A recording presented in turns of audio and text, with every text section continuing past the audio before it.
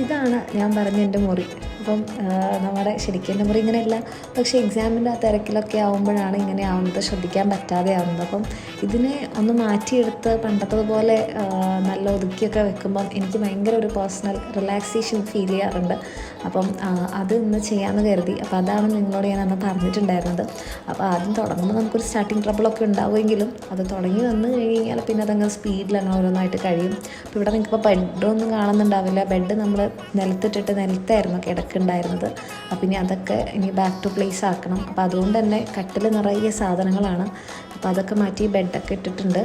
ഇനിയിപ്പം നിങ്ങൾക്കിപ്പം ഇതേപോലെ ഇങ്ങനെ ക്ലീൻ ചെയ്യുമ്പം എന്നെപ്പോലെ ഇങ്ങനെ ആശ്വാസം കിട്ടുന്ന ആൾക്കാരാണെങ്കിൽ നിങ്ങൾ തീർച്ചയായിട്ടും ട്രൈ ചെയ്യുന്നതാണ്. കാരണം നമുക്ക് ശരിക്കും ആ ഒരു വ്യത്യാസം മനസ്സിലാവും. നമ്മളൊരു വൃത്തിയുള്ള എൻവയോൺമെൻറ്റിൽ നമ്മളൊരു കാര്യം നമ്മളിപ്പോൾ ഒന്നും ചെയ്യാൻ വിചാരിച്ചില്ലെങ്കിൽ കൂടെ എല്ലാം ഒന്ന് മാറ്റി ഒന്ന് അടുക്കും ചിട്ടയായിട്ടൊക്കെ വെക്കുമ്പം എനിക്ക് തോന്നുന്നത് നമ്മുടെ മൈൻഡ് ക്ലിയർ ആക്കുന്നത് പോലെ നമുക്ക് പിന്നെ കുറേ ചിന്തകളും കാര്യങ്ങളൊക്കെ നമ്മൾ മനസ്സിലുണ്ടാവും. നമുക്കൊന്നും ചെയ്യാൻ പറ്റില്ലല്ലോ.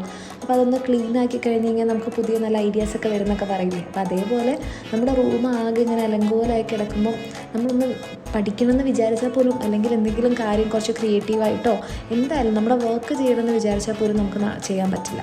അപ്പോൾ ഇതൊക്കെ ഒന്ന് വൃത്തിയാക്കി ഇതൊന്ന് ചെയ്ത് കഴിയുമ്പോൾ നമ്മൾ പിന്നെ വിചാരിച്ചില്ലെങ്കിലും നമുക്ക് എന്തെങ്കിലുമൊക്കെ ചെയ്യാൻ തോന്നും. ഇനിയിപ്പോൾ നിങ്ങൾക്ക് ബെഡ്റൂം മൊത്തത്തിൽ വൃത്തിയാക്കാൻ മടിയാണെന്നുണ്ടെങ്കിൽ നിങ്ങൾ അറ്റ്ലീസ്റ്റ് നിങ്ങളുടെ സ്റ്റഡി ടേബിളെങ്കിലും ഒന്ന് വൃത്തിയാക്കി അവിടെ എന്തെങ്കിലും പൊടിയോ കാര്യങ്ങളൊക്കെ ഉണ്ടെങ്കിൽ അതൊക്കെ ഒന്ന് മാറ്റി നല്ലപോലെ നിങ്ങൾക്ക് വേണ്ട സാധനങ്ങൾ മാത്രം ടേബിളിലൊക്കെ വെച്ചിരുന്ന് കഴിഞ്ഞാൽ കുറച്ചുകൂടി നല്ലതായിരിക്കും. അങ്ങനെയാണെന്നുണ്ടെങ്കിൽ നമുക്ക് ഓട്ടോമാറ്റിക്കലി പഠിക്കാനൊരു മൂഡ് വരും എന്നൊക്കെയാണ് ഞാൻ കരുതുന്നത്. ഓക്കെ, അപ്പം ഇതായിരുന്നു എൻ്റെ ശരിക്കുള്ള മുറി. ഇപ്പോൾ പണ്ടത്തതിൽ നിന്നുള്ളൊരു മാറ്റമാണ് ഇപ്പോൾ ഇത്. അപ്പോൾ നിങ്ങൾക്കിത് ഇഷ്ടമായി എന്ന് കരുതുന്നു. ഇഷ്ടമായെങ്കിൽ തീർച്ചയായിട്ടും ലൈക്ക് ചെയ്യാം.